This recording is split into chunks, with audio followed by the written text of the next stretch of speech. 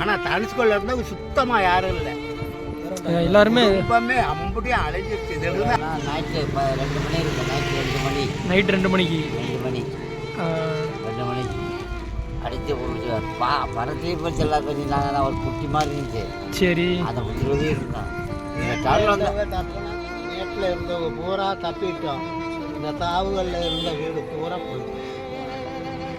இருக்கு மேட்டில் இருந்து கீழே பாதி அரைச்சி அள்ளிட்டு போயிடுச்சு. பில்டிங் எல்லாமே அடிச்சு போயிடுச்சு. இறந்துருப்பாங்கல்ல நிறைய பேர், இறந்துருப்பாங்கல்ல நிறைய பேர். அது நிறைய பேர் லட்சக்கணக்கில் இறங்கிட்டு அப்படியே குடும்பத்தோட வீட்டோட அறுத்துட்டு போயிடுச்சு. அப்புறம் நிறைய பேர் நீங்கள் பார்த்தீங்களா? அந்த அப்புறம் அடைஞ்ச பிறகு செத்தவங்களை பார்க்காம இருக்கு. சங்கிலியோட பறந்து கிடந்துச்சு. 30 சங்கிலி போட்டுருந்துச்சு.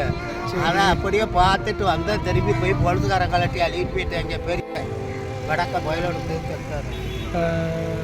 இந்த கடை எடுத்து இந்த எடுத்து இந்த காற்றை அடிக்கவும் உனக்கு போயிட்டு ஏற்றிட்டு போவா. கோயிலில் வண்டி அடைச்சி வச்சுருந்தாங்க. அப்போ நாள் வர இருந்துச்சு. அது 15 நாள் வர ஆளுக்கு ஏற்றி போய் சேர 15-20 நாள் உடையில ஏற்றி கொண்டு வச்சாக்கா ஆளுக்கெல்லாம் நிறைய அங்கே இருந்து. ஆனால் தனுஷ்கோடியில் இருந்தால் சுத்தமாக யாரும் இல்லை. எல்லாருமே இப்பவுமே அம்புட்டியும் அழைஞ்சிருச்சு. இருந்து அங்கிட்டு போக இருந்த பூரா வலிச்சு அழிட்டு போயிடுச்சு. இப்போ நீங்கள்லாம் எப்படி தப்பிச்சிங்க? நாங்கள்லாம் அங்கிட்டு இருந்தோம். அது மீன் பிடிக்கிற ஆளுங்க தனியாக இருக்கு. நாங்கள்லாம் அங்கிட்டு இருந்தோம். இதெல்லாம் ரயில்வே ஸ்டேஷன் இருந்த இடம். இது ரயில்வே ஸ்டேஷன் இருந்த இடம்.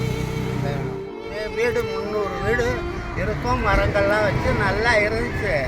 ஆனால் எப்படித்தான் அந்த புயல் வந்த பிறகு இந்த திடெல்லாம் கரைஞ்சிச்சுன்னு தெரியல. தெரியல. அறிகுறிலாம் எதுவுமே தெரியல. திடீர்னு வந்துருச்சு. நைட்டில் வந்து அப்போ எப்படி தூங்கி இருந்து வீட்டில்?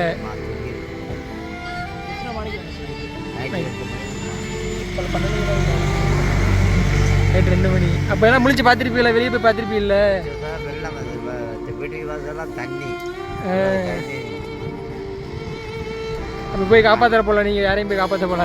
காப்பாற்ற நம்மளாம் பொழைச்சது மறுவில் அதெல்லாம் உனக்கு நாங்கள்லாம் தேவை செய்யுங்க.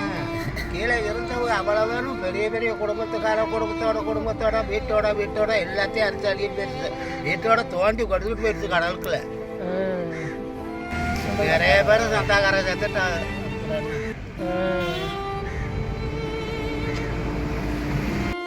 நொறுக்கி அள்ளி வீட்டோட எல்லாத்தையும் கொண்டு போயிடுச்சு. ரயில்வேல வேலை பார்த்த ஆளுக்கு எவனுமே இல்லைங்க.